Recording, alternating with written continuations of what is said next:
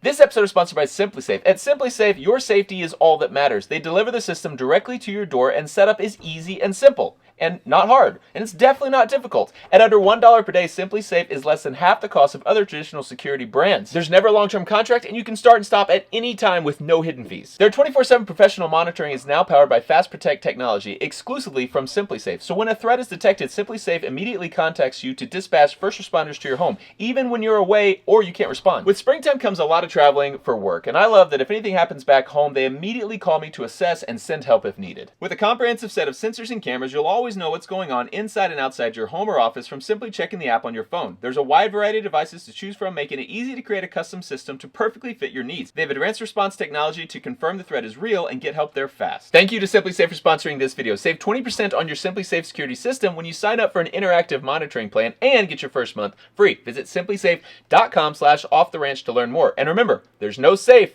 like SimpliSafe. Hey, we can't keep the bus. I'll tell you about it in the next episode, but just know that we're going to give it to one of y'all. You can win this bus if you buy a shirt, hoodie, or hat, linked in the description below, and we are going to pick one of you. We'll fly you out to Indy, where we are going to drive the bus, and we'll let you come to Cleetus and Cars. We'll put you up in a hotel, and we'll give you the bus and a little bit of cash to drive it home. Lower 48 states only, so you can actually drive it home. This bus is going to be one of y'all soon. Get to the video. Hey, you guys want to do some bus stuff with me? What'd you guys think I said? I said bus stuff. We're doing bus stuff today. Check out this beauty. Here's the dealio. We need to do some interior modifications, but we also need to do some modifications to this deck, most likely. Because as you can see, that is where you hook a trailer on to my bus. And we need the bus to pull a trailer and a bunch of us dudes. The problem is, I don't know if it's very strong. I actually asked the guy before I flew to Tulsa, how strong is that thing? Can I pull a big trailer with it? He says, it's overbuilt. He said, it's super strong. He said, direct quote, if you could hook this thing to the earth, it would pull the earth. And I was like, that's pretty high praise. So, you know, if it can pull the earth, it'll probably pull a trailer. Let me show you how they hooked it on. This is the bumper. There's a lot of little welds like that, not complete, just little weld, little angle iron there, little weld, not complete welds. And it doesn't even go all the way across. Okay, that's interesting. Go up under here. Ugh. This is the bumper here, and then everything this way is the little piece that hangs off the back. You can see we do have some good thick angle iron going here. You got a big piece of square tubing down the middle. That's our trailer hitch right there. It's pretty good back there. So how well is it tied in? Well, it's welded to the bumper there. It's welded to the bumper with this C-channel here, welded with the angle iron there. Same thing on that side. Little piece there, little C-channel there, little angle iron at the end, and that's it. Underneath the bus now, I had seen this when I was looking, and I thought, oh yeah, well he's got this piece that extends back. This is all bus frame right here, and I was like, he welded that in there, and that goes through the bumper, and then I started looking, I was like, oh, it doesn't. He just welded that C-channel to the inside of the bumper, which is this piece here, to hook the bumper on a little better. So the bumper is welded on to the frame, and there's some welds over there too. The bumper's fairly well attached, but nothing from that thing is actually attached to the frame. Nothing goes through the bumper. That whole thing is just hooked to the bumper, and then the bumper is hooked to the frame. That's not great. So will it pull the earth? No, but will it pull a trailer? Questionable. Our trailer's big. It needs to be beefed up for sure. We need to put some pipe, some like square tubing that runs all the way from end to a good ways in there to make this thing, you know, hold tongue weight a lot better. And then it needs to be fully all welded in there. But even if this thing is strong enough to hold the weight, is our engine strong enough to pull a trailer? This is a Caterpillar 3126 motor. It's a 7.2 liter displacement turbo diesel, and they have at least 500 foot-pounds of torque. Some had more. I'm not sure which one this is, but they have like 520 to like 700 foot-pounds of torque, which the lowest range should be good to pull a trailer. Good enough, I think. So I think we need to hook a empty trailer to it and drag it around. We got no trailer brakes because this thing doesn't have a brake controller yet, but I want to see, will it pull an empty trailer? If it will, we'll beef up that and we will add trailer brakes to this bad boy. And then we also need to make the interior work. First things first, let's get a trailer. Big day. I can't get it. Mayor's going up the bus stairs with crutches. What can I do? I don't know. She only has one more week with crutches. Almost done. She's tired of them. What do you think about the bus so far now that you're 1 foot in? It's amazing, right? Sure. She loves it. You can tell by the way she said sure that she loves it. What I want to know is how you're gonna fit all of you dudes in here. I want to know that too. That's why we're going on a test run right now. It's going to be great. Oh yeah, this is going to be tight. Good morning. You ready to go to school? All aboard. Ready to go to school? We have 1, 2, 3, 4, 5 people in here now. We're gonna pick up Mikey. I think on the trip we're gonna have 7.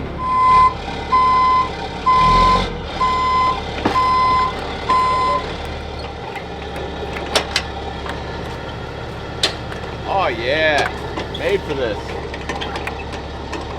Okay, we're gonna go do bus stuff with our friends. I turned the blinker on, but as you can see on the bus, I turned the right blinker on and the left. Yeah, they got the wires crossed on the back of the bus here. That's fine. Everyone will think I'm going right. I'm actually going left. You know, never let them know your next move, even on the road. All aboard! Okay, we're gonna see how she moves. Y'all comfy? Ready! So, the way we'll know if this is bad is if the trailer rips off and goes, you know, flying down the hill. Then we'll know it's not made for something like this. I don't feel it right now. It's light. Let's try hitting the brakes. We have no trailer brakes working on our tandem axle trailer right now. This is great. How is it on the bed? I just like ran over me when you stopped. Oh, this thing's got lots of low end power. But what can it do on a highway? Also, where are we going to turn around? Hey!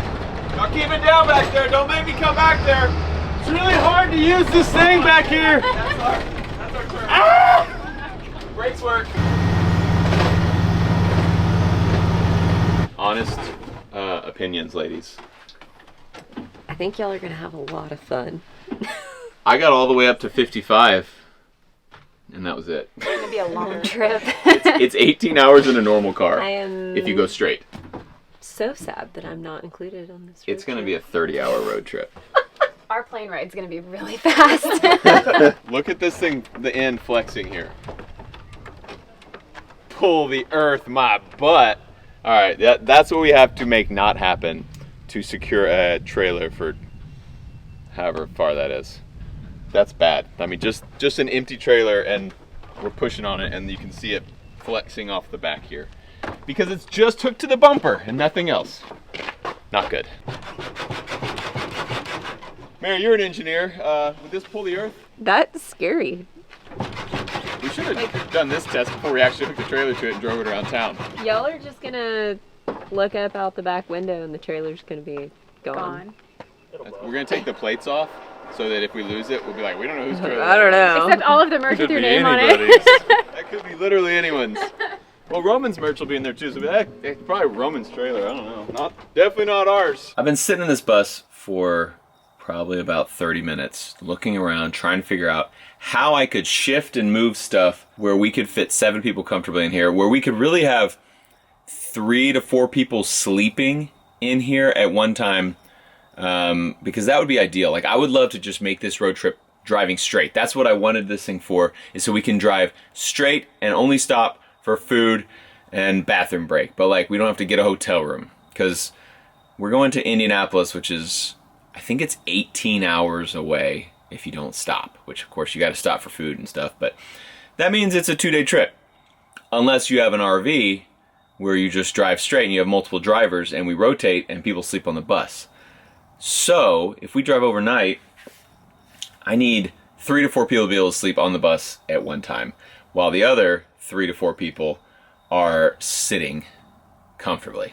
So driver 1. I'm thinking we take the fridge out. We can just put a cooler on the back. We don't really need a fridge. We're gonna be stopping for meals And we can have a cooler if we want to keep some stuff cool, and it can just be riding on the back. So I think fridge is gonna go. The problem is tearing out anything in here hurts a little bit because this dude who made this bus put a ton of time and thought and care into everything. I mean, like, everything in here is custom made, custom put in by this old man. Like, I was just looking at, like, this drawer. I mean, he made these drawers from scratch. Like, they're all made from scratch, a bunch of boards put together.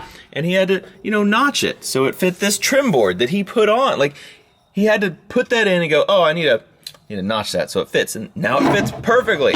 He just thought of a million things. There's like, the more I look at it, the more things are like that, where you can just tell he took a lot of time and care to make this exactly how he wants it. I mean, he had it for 5 years. I'm sure it wasn't something he did all at once. He probably did this over 5 years. It's really neat. This whole shower, I thought this was a kit. It's all homemade. He put this, like, this shower board and glued it onto this board, which he, you know, rounded the edges, sanded down, then stained, and then finished. I mean, he's got quarter round down in here, and everything's caulked. He just worked really hard. All these pipes, that was him. And I don't want to tear it all up, but I also don't want to have it for no reason. I need it to make sense for us. So here's kind of what I'm thinking. 1. Goodbye. This is a rocking chair. It doesn't do great when you're moving in a bus. So goodbye. That opens up this spot to be great to set like a love seat there. Some small little 2-person couch or something. Maybe we make it. I don't know, but we can fit 2 people sitting right there. It's not big enough to lay down, so we can't put a bed there. I don't think. Let me actually make sure, because I hadn't actually thought that far. No. So a twin size mattress is 75 inches. I looked it up. This is 64 inches, so yeah. No bed there, but I think it's in the front of the bus. We put something where 2 grown men can sit there. So I have 1, 2, 3 people, 3 awake people accounted for. Which means now we have all of this space where we need to put 4 more people, 4 more grown men, and ideally 3 of them need to be able to sleep at one time. Let's try it out. They told me this would sleep 2 people head to head. If I go all the way to the end, my head is here, my feet hit this window right in the middle. If another guy goes all the way to this end, oh, it's actually, your feet would be touching, but if you lay like this could work for 2 dudes. 2 dudes could definitely sleep on this bed, feet to feet, and it might play a little bit of footsies accidentally or on purpose, whatever you want to do. But the problem there is if we have 2 dudes sleeping on that bed, that means there is no more sitting for the other 2 dudes, because remember, we have 4 other people we need to put back there. So my thought was we make some sort of bunk beds above these, like another one, but there's not enough room. I mean, like, there would be enough room for 2 other sleeping dudes above, but then there's no room for sitting. That means everyone who's not in these 3 seats has to be laying down in a narrow passage for, I guess that means that's running out of batteries, for 18 hours. So I did some thinking. There's a door. There's a big shelf here where you put whatever, luggage, whatever you need. Clothes, that's their closet. There's a little hanging rack. We don't need that. We'll be in this thing for 20 hours. We can live out of suitcases. So I'm thinking I remove this. Goodbye. And then there's another one down here, which is also just another little storage area. Just open. I mean, oh man, look how good. He just thought of everything. It's nice. It's his little nightstand. You know, he keeps this here, charge your phone on there. But I'm thinking, light, don't mess with me right now. I'm thinking, take this out, and I think shift this whole bed down here, which will give us some space at the end, if that's gone. 2 feet plus 1.5 feet would mean this bed would end 3.5 feet, which is right there. 3.5 feet from the end, 42 inches. So that means we have 42 inches of space right here.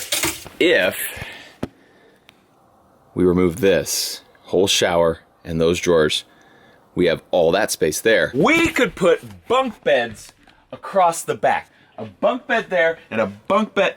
a bed there and a bed below it. So 1 dude sitting, 2, 3 dudes sitting. That's 3 sitting dudes.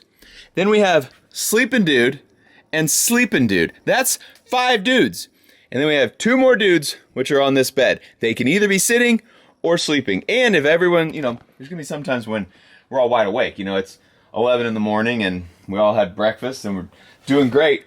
All 4 of those extra people can just be sitting on this and use this as a chair. So this thing will double as a chair or a bed. Goodbye, goodbye, goodbye. This is gonna work. So let's get to work.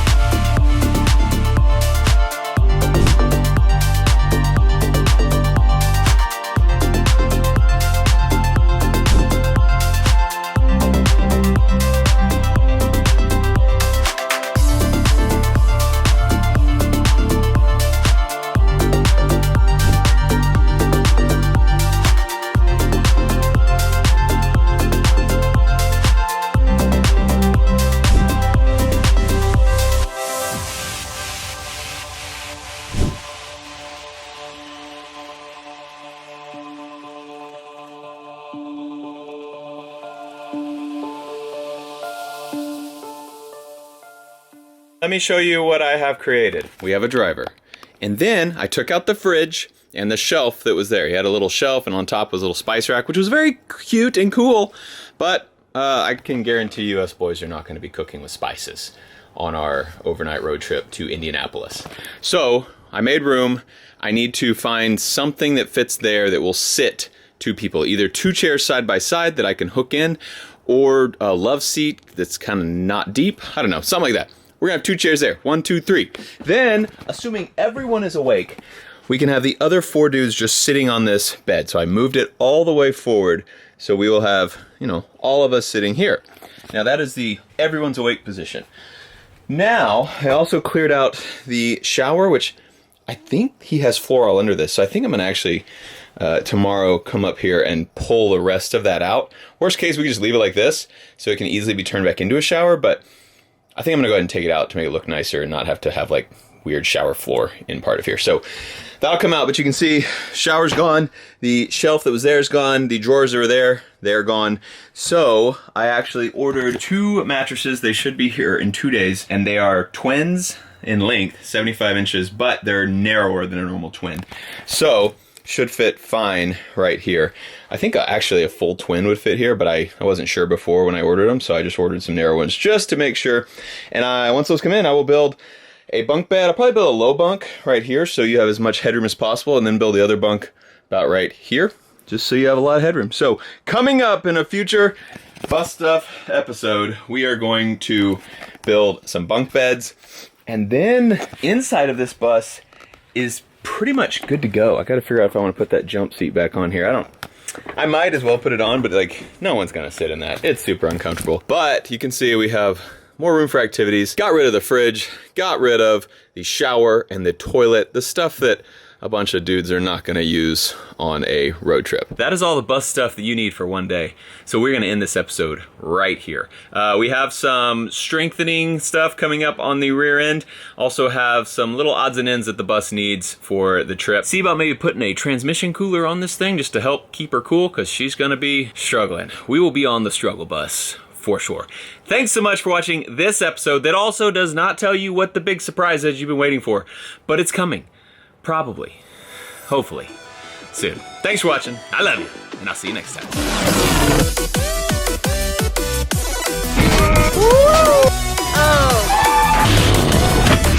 I'm on fire! Hey, what camera is that? Number... Shut up! Don't tell Mayor.